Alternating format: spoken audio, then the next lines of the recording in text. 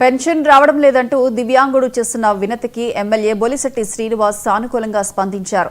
పశ్చిమ గోదావరి జిల్లా తాడేపల్లిగూడెం నియోజకవర్గానికి చెందిన చీటిమణి నాగరాజు కొడుకు నరసింహ దివ్యాంగుడు. అయితే తనకు రావాల్సిన 15,000 రూపాయల పెన్షన్ రావడం లేదని ఎమ్మెల్యేను కలిసి ఫిర్యాదు చేశారు.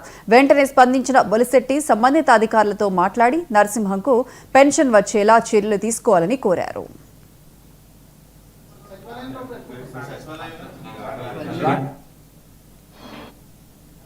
85% కన్నా ఎక్కువ ఉండాలి. 90% మీరు ఇప్పుడు సాధారణ మళ్ళీ స్లాట్ స్లాట్ ఇచ్చేది మరి సాధారణ పెట్టి మనం దాన్ని పెంచాలి. మామూలుగా ఆంగల్ ట్యాక్స్ అంటే 15,000 కావాలన్నా 90% సాధారణ మళ్ళీ పెట్టారా పెట్టాలంటున్నాను. స్లాట్ ఓపెనింగ్ పెట్టాలి. 85% కన్నా బాబీ 85% కన్నా ఎక్కువ ఉండాలి. 90%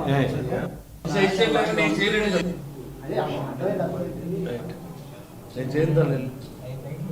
నేను ఎవరే డిసిహెచ్ఓ సార్ మాట్లాడు.